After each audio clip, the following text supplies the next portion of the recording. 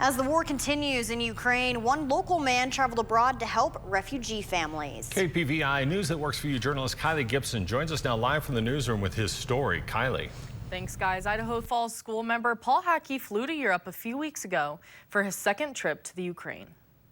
As the war continues to unfold in Ukraine, an Idaho Falls District 91 school board member has just returned from his second trip to Ukraine.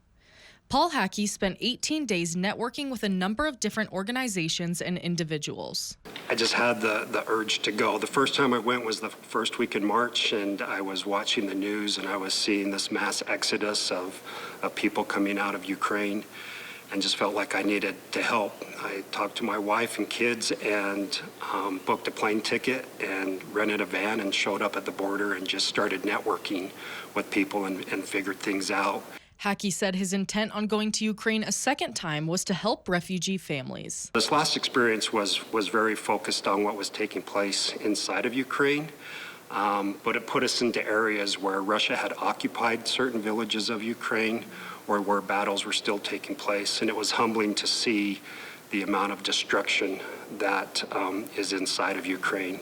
Not just to military infrastructures, but more so to apartment buildings, to schools, to hospitals, to the infrastructure that people rely on. Relying on Google Translate to communicate with the refugees, he did everything from delivering medical supplies to the front lines, helping families get through border checkpoints, to shuttling them to the airport and train station in Krakow, Poland.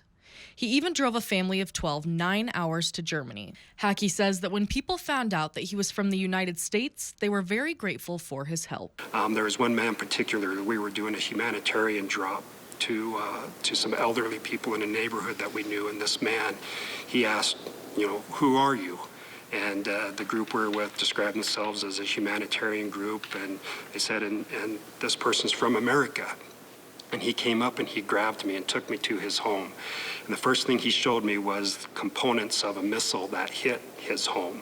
And then he took me over to his home and he showed me all the destruction. Russian bomb jets only fly 50 meters from the ground.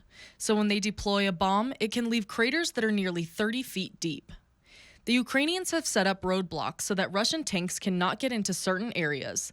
And the Ukrainians have even blacked out road signs so the Russians won't know how far certain towns are. Hackey says you can see the fear on the Ukrainians' faces every day. I would walk into classrooms in these bombed out elementary schools, and you could see on the chalkboard where it was written February 23rd, and you can see the lessons that were done on that day. But there's no February 24th because that's when the invasion started, and there hasn't been school in class since then. But it's humbling to see that life was normal for these people. And now it's completely abnormal.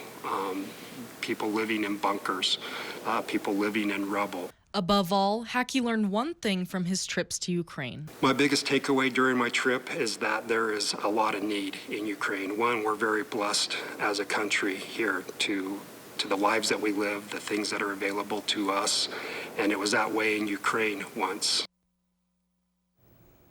Paul Hackey also had D91 students draw pictures and delivered those to the children in Ukraine to put a smile on their face. Hackey has paid for each of his trips out of his own pocket. Reporting live in the newsroom, I'm Kylie Gibson. Back to you guys in the studio. All right, thank you very much, Kylie.